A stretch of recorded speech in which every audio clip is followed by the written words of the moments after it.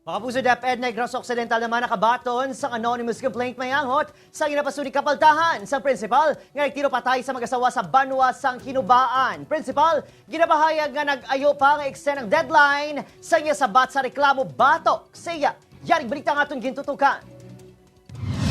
Diyos ko, maluhay ka muna.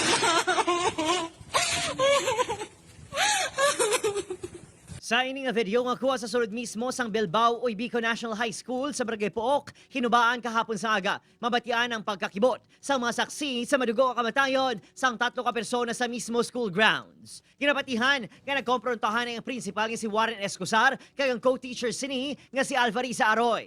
Nagpagwas ang shotgun ang principal kag gintiro maestra sa ulo. Gintiro man ni Escosar ang bani ni Alvarisa nga si Christopher nga matabang guntani si asawa sang nabatian ang kinagamo. Sang wala na balang shotgun, nagdiretso sa iya salakyan ang principal. Nagkuha sang kalibre 45 ang armas lutang kag gintiro ang kaugalingon. Ginklaro sa DepEd Negros Occidental nga hindi kausa sang depresyon kag pagpamatay sang principal ang ginapasuni reklamo sa iya ni Aroy sa Presidential Complaints Hotline nga 8888 bangod sa ginapasuni sexual advances. Usually, kung may 888 complaint, ginapadala man na from the central office, kaya na-call na yun sa attention sa 8888 ang central office. Then the central office would call the attention of the region and of the division. So far, ang hambal lang sa aton is that it's the anonymous letter nga do diretso dire nagkanto.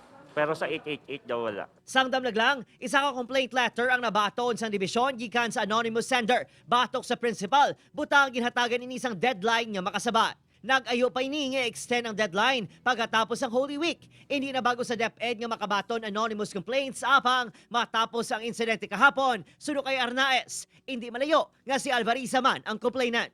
Nag-ako ang Iloy sa maestra nga naka-file sila complaint. Actually may ari diri na baton ang division.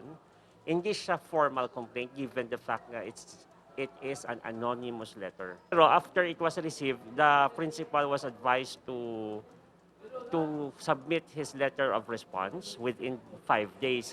Kaya ang nahulog ang 5 days within this Holy Week, so nag-appeal siya for an extension for another 5 days. And I suppose the due date is next week, supposedly. Nagatindog bilang principal sa duha ka bulutuan sa hinubaan ng suspect. Apang, sang damlag lang, nag-ayo ini nga isaylo layo sa Bilbao o Ibico National High School agud mayara kuno sang peace of mind bangod sa hindi pa matubod nga rason. Apang naunahan ini sa posisyon. Lunsay mga manunudlo man sa Negros Occidental ang duha ka bata sang principal.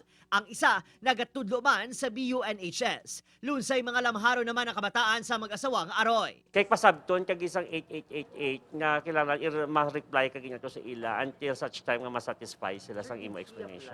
Matapos sa insidente, ginatutukan sang DepEd ang mga eskwelahan agud masiguro nga hiluway ang pareho nga estudyante kag mga manunudlo. Diyos ko, tapos. Natawa sa office, ma'am. Opod, Karinal Casillo, Adrian Priatos, 1 Western Visayas.